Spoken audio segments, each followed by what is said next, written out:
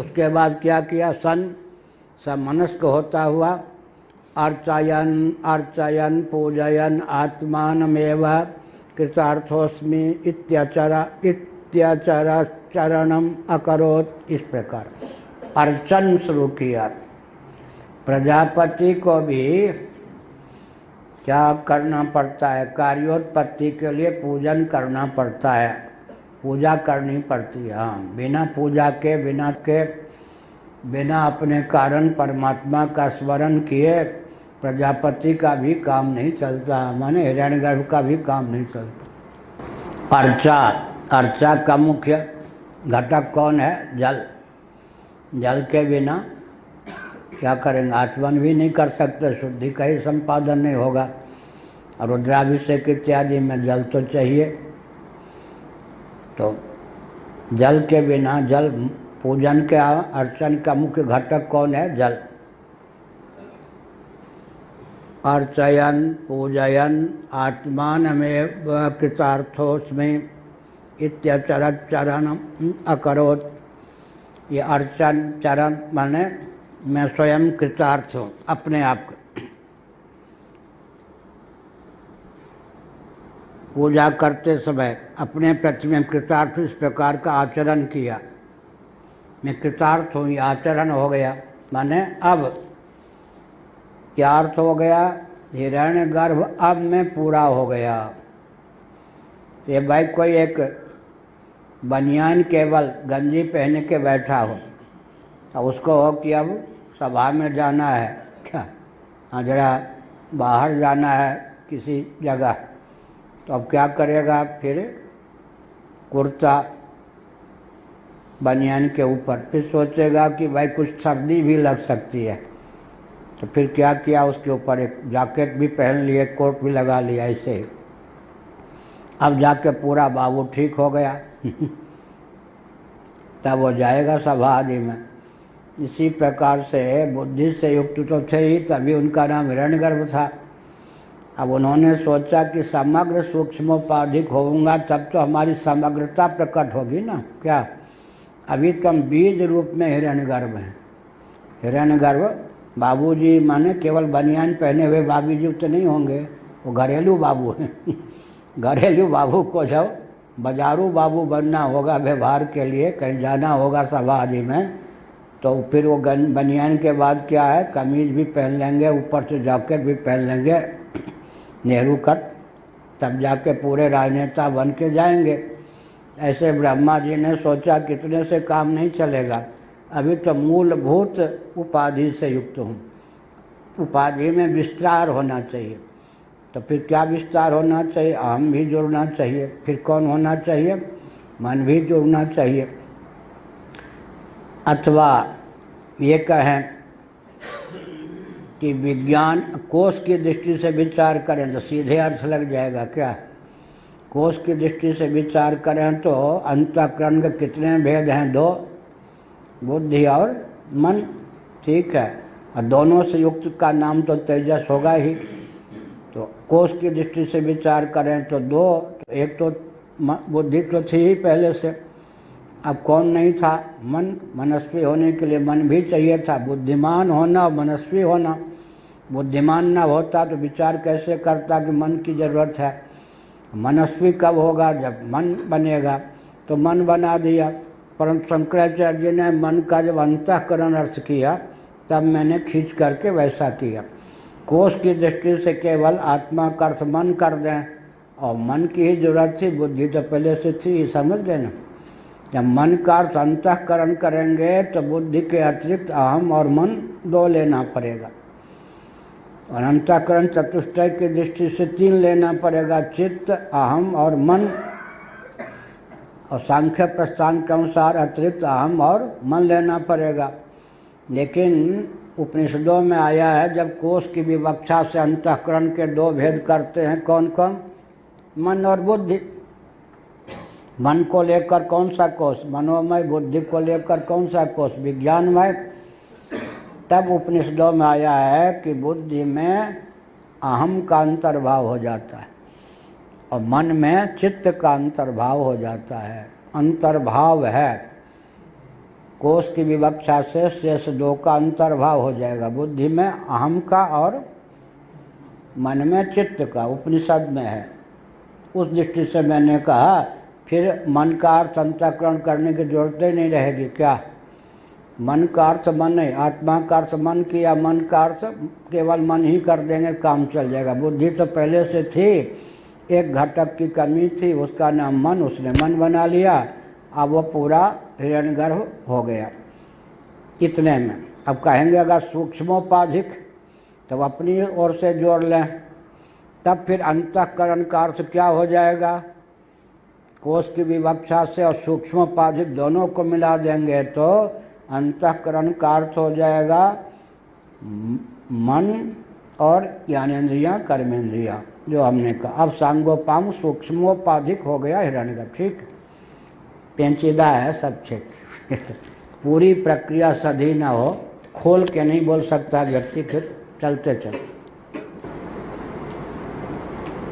तस्य प्रजापते अर्चता पूजयत आपो रसात्मिका पूजांग भूता अजायंत उत्पन्ना। अब प्रजापति तो सिद्ध संकल्प होते हैं, पूजन की इच्छा हुई नहीं कि फिर क्या हुआ? रसात्मिका पूजांग भूता, वो जो जल आपकी अभिव्यक्ति हो गई। 5वीं टिप्पणी में इन्होंने लिखा तरनम अकरोति इत्याकारकम शिष्ट स्वसामर्थ्य लोचनाभि भिन्न आचरणम, ये हो गया। रसात्मिका द्रवात्मिका इत्यर्थ, वही रसात्मिका द्रवात्मिका। पूजांग भूता अजायंत उत्पन्ना, जल की उत्पत्ति हो गई। पूजयतः, पूजन से, अर्चन से जल बन गया। इसका मतलब है जिस कार्य की इच्छा होती है प्रजापति को, ब्रह्मा को, सिद्ध है सिद्ध संकल्प, जिस कार्य की इच्छा होती है वो कार्य प्रकट हो जाता है। तो अर्चन के लिए जल चाहिए तो जल प्रकट हो गया।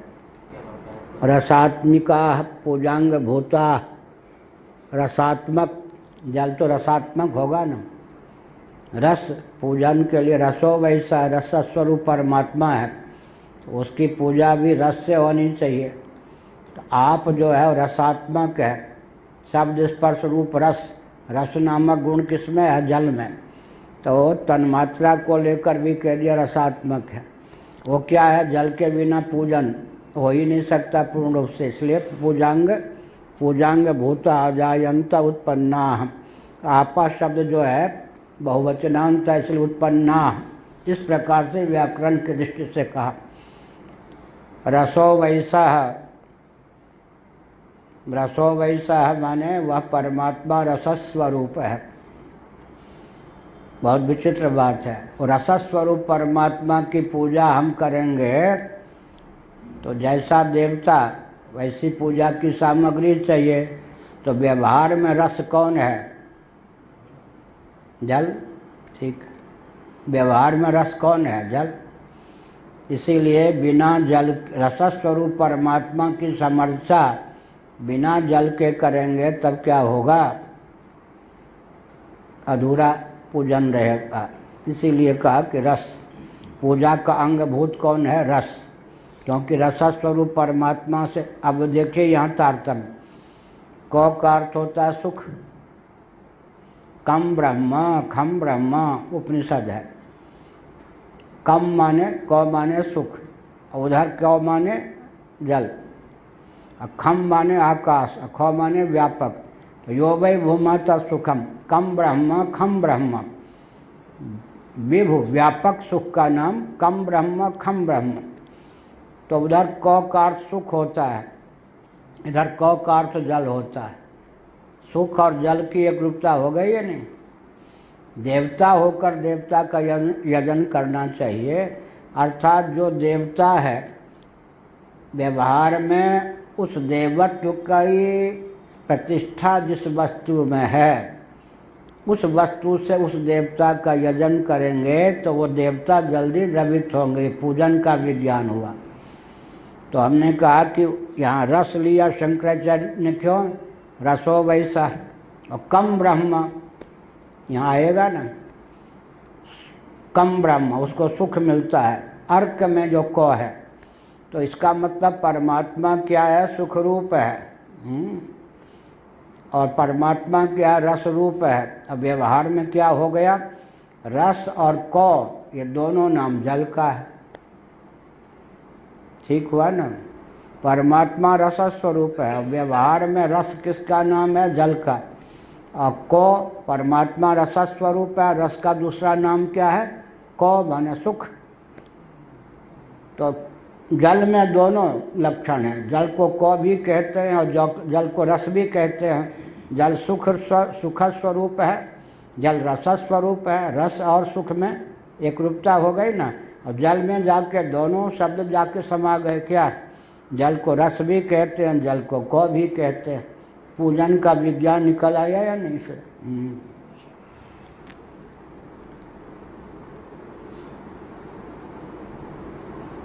आपो रसात्मिका पूजांग भूता अजायंत उत्पन्ना, उत्पन्न हो गए।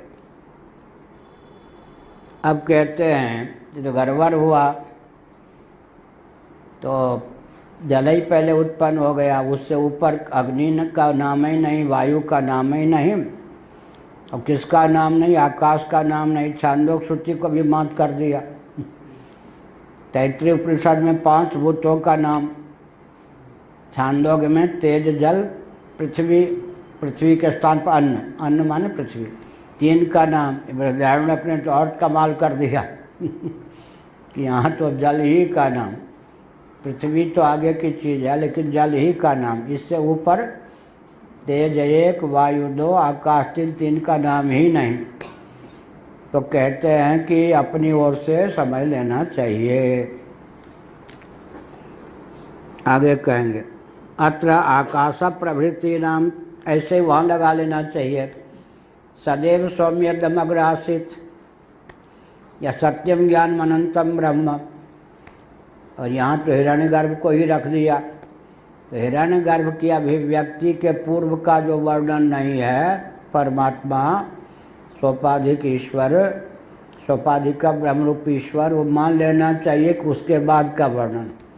क्योंकि हिरण्यगर्भ का नंबर तब तक आ ही नहीं सकता जब तक ईश्वर भाव की अभिव्यक्ति न हो। ऐसे जल का नंबर तब तक आ ही नहीं सकता जब तक ऊपर अग्नि, वायु, आकाश की उत्पत्ति न हो। ऊपर का क्रम बैठा लेना चाहिए। यहाँ अत्र आकाश प्रभृतीनां त्रयाणाम उत्पत्ति अनंतरम इति वक्तव्यम। श्रुत्यंतर सामर्थ्याद विकल्पा संभवाच्च सृष्टिक्रमस्य। बहुत बढ़िया। आज हमने गणित में इस सूत्र का उपयोग किया है। विकल्पा संभवाच्च सृष्टिक्रमस्य, सृष्टिक्रमस्य। हाँ ठीक है। अब कहते हैं कि तैत्तिरीय उपनिषद के अनुग्रह से, इसका नाम क्या है? गुणोपसंहार न्याय। बहुत महत्वपूर्ण शब्द है, गुणोपसंहार न्याय। शंकर भाष्य ब्रह्मसूत्र। गुणोपसंहार न्याय से काम लेना चाहिए। कहीं 5 का वर्णन है, कहीं 3 का वर्णन है, कहीं 2 ही का वर्णन है, कहीं 1 ही का वर्णन है। अब यहाँ 1 का वर्णन हो गया। नीचे पृथ्वी का नाम नहीं है, पृथ्वी की उत्पत्ति की ये भी नहीं और अभी है, तो जल का ही नाम ले लिया। अब अग्नि, वायु, आकाश 3 के ऊपर का नाम नहीं है। आगे चल के पृथ्वी की सृष्टि का उल्लेख नहीं है। 5 के स्थान पर केवल 1 का नाम है। ऊपर का नाम तेज, वायु, आकाश तैत्तिरीय से ले लेना चाहिए, या ऊपर का नाम अग्नि छांदोग्य से ले लेना चाहिए, तो भी 2 की पूर्ति अपेक्षित रहेगी, और तैत्तिरीय से ले लेना चाहिए। इसका नाम क्या है? गुणोपसंहार न्याय। कहीं कहा गया सच्चिदानंद मात्रम, ब्रह्म के लिए सच्चित आनंद, और कहीं कहा गया सत्यम ज्ञान अनंतम ब्रह्म, यहाँ आनंद नहीं है। कहीं कहा गया सदैव सौम्यदम अग्रासित, वहाँ ज्ञान और आनंद और अनंत का उल्लेख नहीं है। और कहीं कह दिया गया दो विज्ञानमानंदम ब्रह्म, वहाँ सत का उल्लेख नहीं है। एक श्रुति है सच्चिदानंदानंत, सच्चिदानंदानंत ब्रह्म है। सत्य चित अनंत आनंद ये चारों को ले लिया है, एक श्रुति है। इसका अर्थ क्या हुआ? गुणोपसंहार न्याय से कहीं सत्यम सत्य का ही उल्लेख है, कहीं सत्य सच्चित दोनों का उल्लेख है, कहीं सच्चित आनंद का उल्लेख है, कहीं अनंत का भी उल्लेख है। पूरी मीमांसा हो गई अनंत सच्चिदानंद ब्रह्म है। इसी प्रकार से जगत के लिए कहीं अनित्य शब्द का प्रयोग है, कहीं असत शब्द का प्रयोग है, कहीं मिथ्या शब्द का प्रयोग है, कहीं व्यावहारिक धरातल पर नित्य शब्द का भी प्रयोग है। नित्यो नित्यानाम, अनित्यानाम भी बनता है, नित्यानाम भी बनता है। कहीं ब्रह्म सत्यम जगन मिथ्या, निरालंबोपनिषद में मिथ्या है। बृहदारण्यकोपनिषद में असतो मां सद्गमय असत कहा गया है। तेजो बिंदुपनिषद में संसार को असत कहा गया है। तो कहीं असत, कहीं आत्मे वेदम सर्वम, अहमे वेदम सर्वम, सर्वम खलिदम ब्रह्म, ब्रह्म भी कहा गया। अब इन सब पर जितने वचन हैं, ब्रह्म ज्ञानावली माला अपने यहाँ से प्रकाशित है, उसमें हमने इन सब चीज़ों को लिखा है। उसी में ब्रह्म सत्यम जगन मिथ्या जीवो ब्रह्मैव न परः, यह जो वचन है ब्रह्म ज्ञानावली माला भगवान शंकराचार्य के द्वारा विरचित।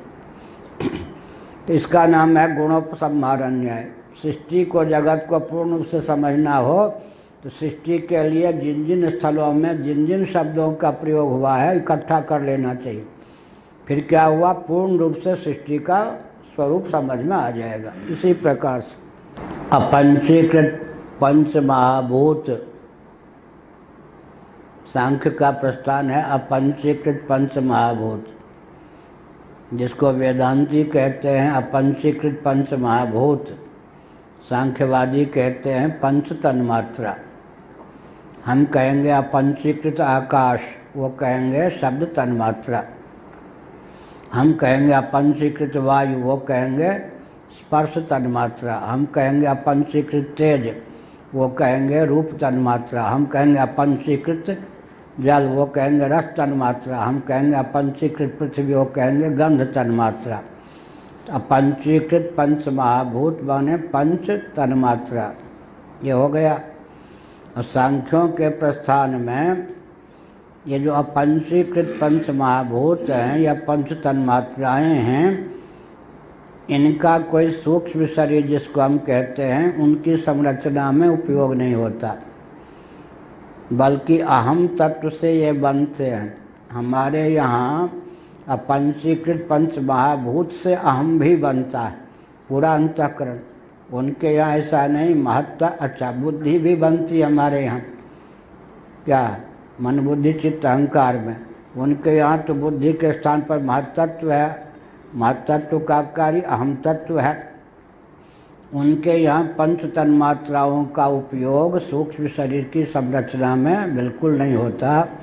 पंच तन्मात्राओं का उपयोग अर्थात अपंचीकृत पंच महाभूतों का उपयोग सांख्य प्रस्थान में पंचीकृत पंच महाभूतों की उत्पत्ति में ही है, उनका कोई स्वतंत्र कार्य नहीं है। माने पंचीकृत पंच महाभूत होने में ही अपंचीकृत पंच महाभूतों का उपयोग मानते, यही हुआ ना। उधर क्या है, अहम से जैसे अपंचीकृत पंच महाभूत हुए, अपंचीकृत पंच महाभूत से पंचीकृत पंच महाभूत हुए, लेकिन अहम से क्या हुआ, उधर मन भी हो गया और ज्ञानेंद्रियाँ भी हो गई, कर्मेंद्रियाँ भी हो गई, ठीक है ना। पंचभूतों का उपयोग, अपंचीकृत पंच महाभूतों का उपयोग न ज्ञानेंद्रिय की संरचना में, न कर्मेंद्रिय की संरचना में, न प्राणों की संरचना में, न मन की संरचना में। बात स्पष्ट है। अब यहाँ पर जो कहा कि पहले बुद्धि हुई, उसके बाद मन हो गया, चलो मन को हमने अंतःकरण का दो भेद मान लिया, हो गया। बुद्धि से क्या हो गए, तादात्म्यपन चैतन्य का नाम हिरण्यगर्भ हो गया। लेकिन हिरण्यगर्भ को आगे के कार्य के संपादन के लिए मनस्वी होने की आवश्यकता हुई, तो बुद्धि के गर्भ से मन प्रकट हो गया। ठीक है, उसके बाद उसे अर्चा समर्चा की आवश्यकता हुई, तब उसके बाद क्या हुआ, समर्चा की इच्छा हुई तो जल की उत्पत्ति हो गई। इस पर शंकराचार्य ने टिप्पणी की कि छांदोग्य उपनिषद के अनुसार ये मान के चलिए कि जल के पहले तेज, तेज के पहले वायु, वायु के पहले आकाश की उत्पत्ति हो चुकी थी तब। इसका मतलब यह हुआ कि मन के बाद क्या हुआ, आकाश, आकाश के बाद क्या हुआ, वायु, वायु के बाद तेज, तेज के बाद जल, जल के बाद पृथ्वी। अब लीजिए गीता का 7वां अध्याय द्राविड़ प्राणायाम से अर्थ लगता है उसका।